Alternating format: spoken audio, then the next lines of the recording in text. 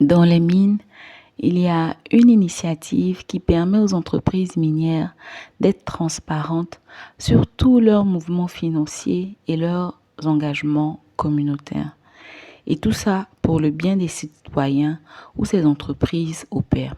Je vous embarque aujourd'hui pour notre 19e fait marquant de l'histoire du domaine minier ivoirien.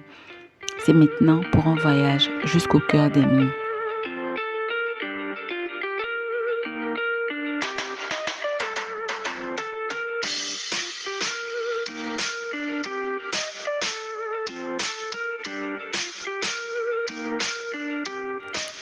Lorsqu'une entreprise minière débute ses activités dans une zone, il y a plusieurs parties prenantes qu'il est important de prendre en compte, de consulter, d'informer, etc.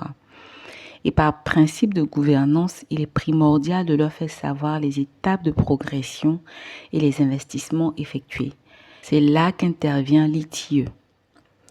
L'ITIE considère que les ressources naturelles d'un pays appartiennent à ses citoyens, contrairement au code minier. Sa mission consiste à promouvoir la compréhension de la gestion des ressources naturelles, à renforcer la gouvernance et la redevabilité publique et des entreprises et à fournir les données nécessaires à l'élaboration des politiques et au dialogue multipartite dans le secteur extractif. En devenant membre de l'initiative pour la transparence dans les industries extractives, ITIE, les pays s'engagent à divulguer des informations sur l'ensemble de la chaîne de valeur de l'industrie extractive, allant des conditions d'octroi des droits d'extraction à la manière dont les revenus parviennent au gouvernement et profitent à la population. Par le biais de leur participation à l'ITIE, plus de 50 pays ont adopté un ensemble de règles communes régissant ce qui doit être divulgué et quand. Dans chacun des pays ayant adhéré à l'ITIE, un groupe multipartite composé de représentants du gouvernement, des entreprises et de la société civile apporte son soutien à la mise en œuvre de la norme ITIE. Notre histoire avec l'ITIE en Côte d'Ivoire a débuté le 12 mai 2008. C'est à cette date que la Côte d'Ivoire devient membre de l'initiative pour la transparence dans les industries extractives.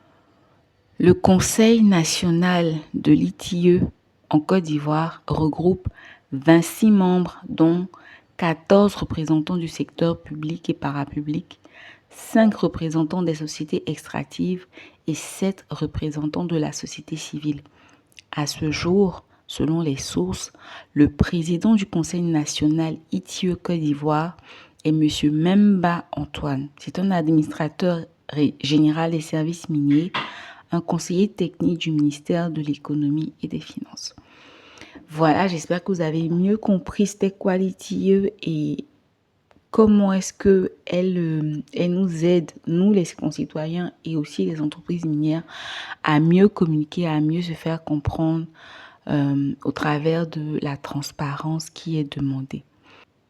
Alors, je vous demande encore une fois de partager à quelqu'un qui en aura besoin, qui aura besoin de cet épisode. Et merci encore pour toute cette force que vous n'arrêtez pas de me donner. Likez, abonnez-vous, partagez et on se dit à demain pour un autre voyage au cœur des mines. D'ici là, happy day, happy mining.